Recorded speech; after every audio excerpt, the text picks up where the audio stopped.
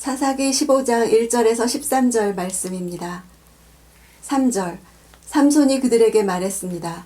내가 블레셋 사람에게 해를 끼쳐도 이번에는 나를 탓할 것이 없을 것이요. 삼손이 블레셋 사람에게 해를 끼치려는 행동은 개인적인 모욕과 원수를 갚기 위한 보복 행위였습니다. 그러나 블레셋 족속을 상대로 개인적인 복수를 단행하는 삼손의 행동의 배후에는 이스라엘을 블레셋의 압제로부터 건져내시려는 하나님의 섭리가 숨겨져 있습니다. 4절 5절.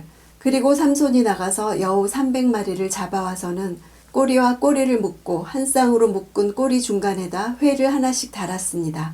그는 회에다 불을 붙이고서 블레셋 사람들의 곡물밭으로 여우들을 몰았습니다. 그래서 그는 곡물단과 아직 배지 않은 곡물과 포도밭과 올리브밭까지 불태워버렸습니다. 4, 5절 2절 사이에 동사가 8개나 사용이 되어서 순식간에 일어난 일인 것을 나타냅니다. 여우 300마리를 생포하는 일이나 2마리씩 꼬리를 묶는 일이나 그 꼬리에 불 붙이는 일들을 순식간에 해냈다는 것은 그의 능력이 보통 사람들과 달리 아주 특별했음을 잘 보여줍니다. 블레셋 사람들은 주로 농사를 지었죠. 그들이 숭배하던 가장 중요한 신 다곤도 곡식의 신이었습니다. 더구나 밀을 추수할 때였기 때문에 한 해 농사를 다 불살라버린 셈이었습니다. 불태워버렸다 이 단어를 단순히 물체를 불태우다 이런 일반적인 동사를 쓰지 않고 화나 격분 등이 타오를 때 쓰는 추상적인 단어를 썼습니다. 이것은 삼손이 블레셋 사람들의 농작물을 불태우는 행위가 하나님의 심판과 연결되는 것임을 암시합니다. 삼손은 개인적인 보복을 한 것이었지만 하나님은 공의로운 심판을 행하신 일이었던 것입니다. 6절. 그러자 블레셋 사람들이 말했습니다. 누가 이런 짓을 했느냐? 그들이 대답했습니다. 딥나 사람의 사위 삼손이 그녀의 아버지가 삼손의 아내를 그의 친구에게 준 것 때문에 이렇게 했소. 그러자 블레셋 사람들이 올라가 그 여자와 그녀의 아버지를 불태워 죽였습니다. 삼손의 아내는 집을 불살라버리겠다고 한 위협을 피하기 위해서 삼손을 내준 결과 결국 동족에 의해서 동일한 형벌을 당하게 된 것입니다. 11절. 그러자 유다 사람 3,000명이 에담의 바위 동굴로 내려가서 삼손에게 말했습니다. 블레셋 사람들이 우리를 지배하고 있는 것을 모르느냐? 내가 우리에게 무엇을 하고 있는 줄 아느냐? 그러자 삼손이 그들에게 말했습니다. 그들이 내게 한 그대로 그렇게 내가 그들에게 했습니다. 사사시대 초기만 하더라도 이스라엘 가운데 가장 강력한 지파가 바로 유다 지파였습니다. 사사기 1장 1절에서 우리를 위해 누가 먼저 올라가 가나안 사람들과 싸워야 합니까? 물었을 때 유다 지파가 갈 것이다. 그래서 선봉에 섰던 그 사람들이었습니다.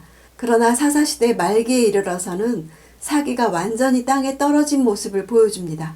블레셋 사람들이 자신들을 다스리는 것을 현실로 받아들이고 억압당하는 상태를 의식하지 않고 있습니다. 13절. 그들이 그에게 말했습니다. 죽이지 않겠다. 우리가 너를 붙잡기만 해서 그들의 손에 넘겨주겠다. 우리가 결코 너를 죽이지 않겠다. 그리하여 그들은 새 노끈 2줄로 그를 묶어서 바위에서 데리고 나왔습니다. 그들이 정작 결박해야 할 대상은 삼손이 아니라 블레셋 족속인데 그들은 자기들 대신 블레셋과 싸우고 있는 이스라엘의 사사를 결박하고 말았습니다. 블레셋과의 평화 공존 상태가 깨지지 않기를 바란 것이지요. 이것은 이스라엘의 영적이고 도덕적 상황을 확실히 보여주고 있는 것입니다. 오늘날 교회 안에서도 이런 영적인 상황을 볼 수 있습니다. 우리 싸움의 대상은 혈과 육이 아니요 악한 영들인데 우리가 싸워야 할 대상을 향해 싸우지 않고 오히려 믿는 성도들 사이에 서로 싸우는 모습들이 있는 것입니다. 블레셋 사람들이 우리를 지배하고 있는 것을 모르느냐? 유다 지파가 삼손에게 던진 질문은 블레셋 사람과의 평화로운 공존을 왜 깨느냐는 것입니다. 이것은 하향으로 치닫던 이스라엘이 제일 밑바닥에 왔음을 보여줍니다.